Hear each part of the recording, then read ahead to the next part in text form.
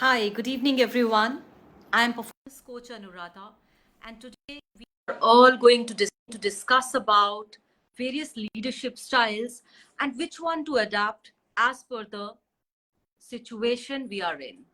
So I will wait for all of you to invite your friends for uh, being in this discussion and ask all the questions you have.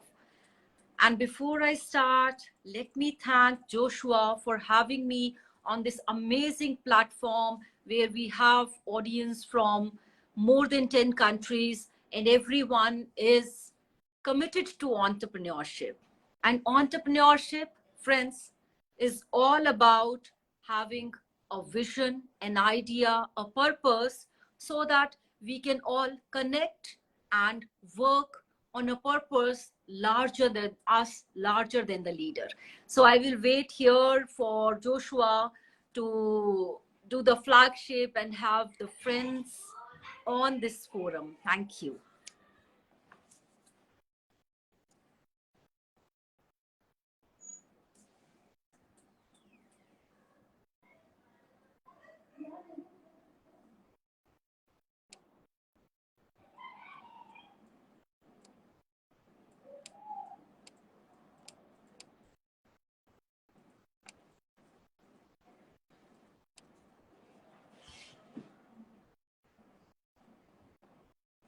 All right. So while we have our friends coming on the platform, I understand that this event is going to be recorded and it is going to be saved for the global platform. Once again, thank you so much, Joshua, for having me here on this platform. And I will certainly be talking so that we have a benefit for all the entrepreneurs connected to Heritage Global Mentoring Institute. So while we talk about leadership, we need to understand who is a leader and what is actually leadership all about. So leadership is all about having a vision that helps you to connect people and have them committed to a common vision, which is again larger than the leader himself. So when we talk about leadership, there are a lot of leadership styles. Let's say the first style for leadership is autocratic leadership. Now, what is autocratic leadership? When we are talking about leadership, there is no right and wrong. A leader has to adapt between the different leadership styles. So we will be taking you through step by step through the leadership styles, and then we have to understand how to adapt to different leadership styles. So let's say the first leadership style is autocratic leadership. Now, autocratic leadership is where the decision making power is totally vested in the leader, where the leader makes the decisions. Now, when we say autocratic, there are pros and cons to both autocratic leadership. So the yeah, so the pros are that when you have an autocratic leadership style, the leader makes a quick decision. So when you have that kind of a situation where you cannot collect feedback and ideas from the entire team, you have to get to the autocratic leadership. Now, what are the cons? What are the disadvantages of an autocratic leadership style? One, the people, the followers, they don't get any say in it. So the idea is totally, and the power is vested only in the leader. So what happens when the power is vested in the leadership? Chances of failure are more because it is one person's decision and everyone following the decision maker. So all the talent, the ideas, they are totally not used. So that is the disadvantage of autocratic leadership style. Now, as I told you, there are advantages and disadvantages. If there are dire consequences and we don't know, we don't have time to collect everybody's feedback, then it is very important to adapt to autocratic leadership. The second kind of leadership style is Democratic leadership style. As the word itself says, it's self-explanatory. Democratic leadership is when you collect feedback, ideas from the entire team. Now, the advantage of this leadership style is that the power is vested in everyone. We are collecting ideas, so we have a larger audience who is catering to a decision, right? But again, there is a disadvantage also. The decision making is slowed down because of getting it through all the people. So there are pros and cons for all the decision making. So democratic leadership can be taken care of, can be adapted when you know that your audience or your you have a vision, or your mission is, everything is for a duration. It contains there are no risks involved, and you can take time to make the decision. So that is where you can actually use the democratic leadership style. You with me? Hi, Surjit, how are you? Good to have you here. So today we are with the Global Heritage Mentorship Institute, and this video is recorded for them in their channel. All right. Hi, Rosemary. How are you? So happy to have you here. Thank you. All right. So as of now, we've spoken about democratic leadership. We've spoken about autocratic leadership. Now let's talk about my favorite, which is the coaching style, right? The coaching leadership. Now, when we talk about the coaching leadership, the difference is here the leader takes role of a coach. So the leader tries to bring out the best potential from the entire team. So here you are actually understanding your team's strengths and weaknesses and accordingly delegating the responsibilities to them.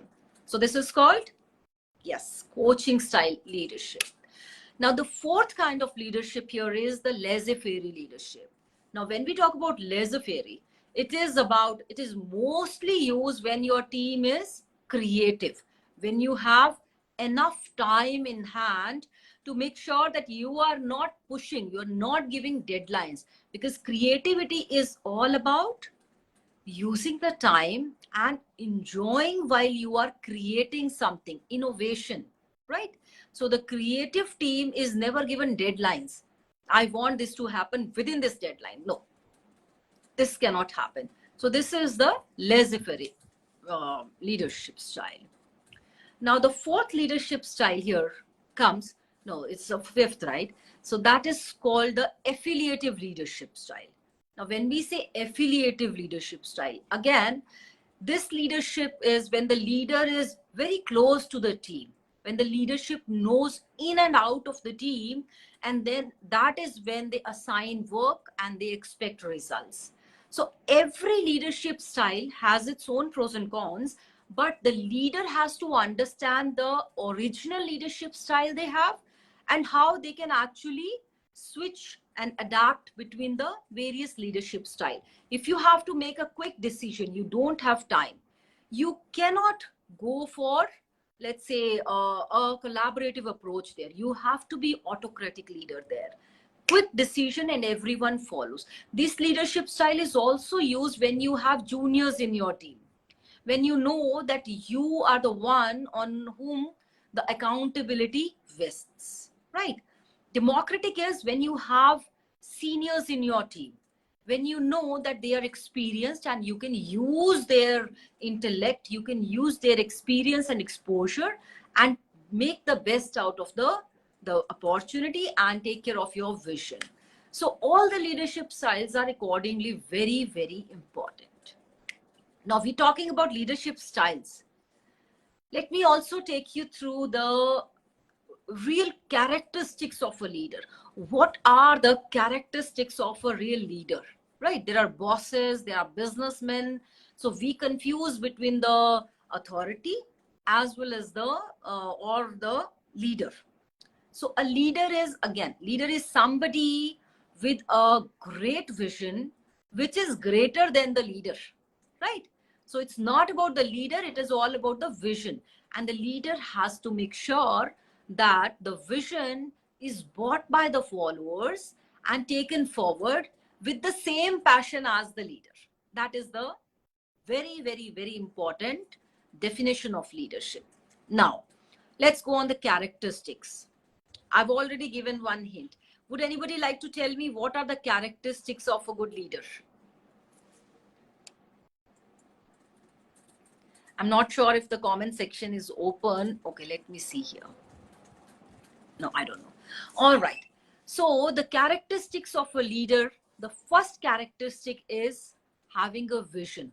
A leader has to be in control and must have a vision, right? The second characteristic of a leader is, yes, you can tell me. All right, somebody wants to tell me? Integrity. A leader must have integrity, must be honest. Integrity is when you are doing something without, being in this thing that somebody is watching you. So you are doing right by you when you know that nobody is watching you. Very, very important, right? Then a leader has to be unbiased. A leader cannot have bias when he or she is addressing his people, her people, or is into a cause. So a leader has to be totally unbiased. A leader has to be passionate about the cause. You cannot expect passion from your team unless you are passionate about the cause, unless you want things to happen and your passion becomes their passion.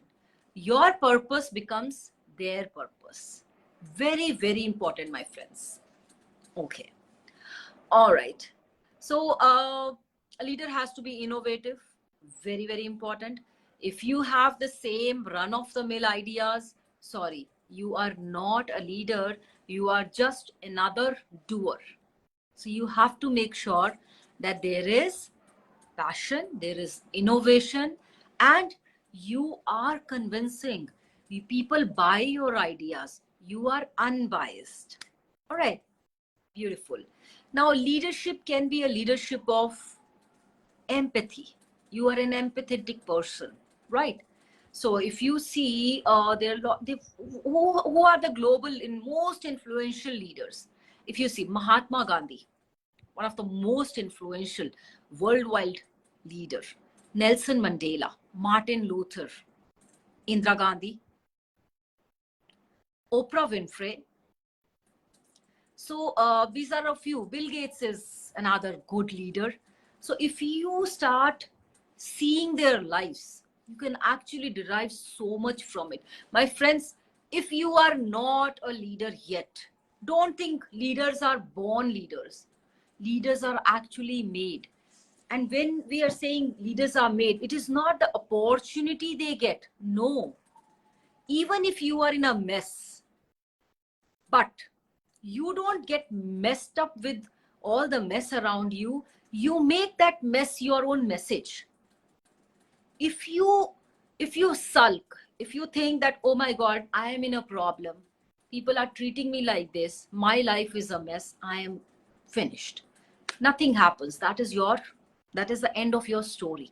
But if you take it as a message for others, I suffered something, I don't want others to suffer from it, you are a leader at that moment. The moment you have started thinking about mankind, about a larger cause than you are a leader. When you think that, yes, it's not just about me, what I have suffered, I don't want anybody else to suffer.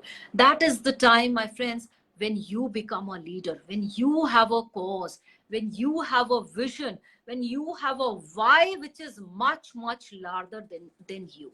You can make a company, you can make a movement just by that cause, just by that feeling that, yes, if I have suffered, I will not let anybody else suffer. If you have ever heard about Sinek's golden circle, it is all about the why. You make 3 circles. The first circle is, the core is why. The second is how. And the third circle, the outermost circle, is about what. So most of the companies are stuck with the what. What do I do? Well, I make mobiles. How do I do it? Well, I have a world-class team and I get them assembled and blah. So lots and lots we can say, we can talk about. But the most important is why. Just see Apple. Why is Apple that successful? When we talk about Senex Golden Circle, it always talks about the why, and it gives example of Apple company. Now, everyone likes to have an Apple mobile. Why? Because it is something, right? It has already given that user friendly user experience, everything, simplicity, and yet fashion, style statement. And that is why Apple is Apple. And if you see the hiring strategy of Apple, if you go back and read how Apple employees were hired, the first question that was asked was, why do you want to join Apple? And the interviewer used to see that glint in the eyes, I want to join Apple because, and that glint got them in Apple. Of course, technical interview aside. So the most important thing here is passion, purpose, the why. Why has to be very, very important for all the leaders. If you see, leaders haven't just been very well educated people that they became leaders. No, they had very, very pressing cause, whether it was empathy towards people, whether about survival of people, whether it was about creating some awareness, everything that has, every leader who has been successful, you see the case of Nelson Mandela, you see the case of Mahatma Gandhi, Martin Luther, everyone had a cause. You see the case of Oprah Winfrey, her mess became her message. She was totally about women empowerment, and I would even now put it to a larger cause, human empowerment. Why just women, right? So it was not about them. It was not about the leaders. It was about the people, about the larger cause. I rest my case here, my friends.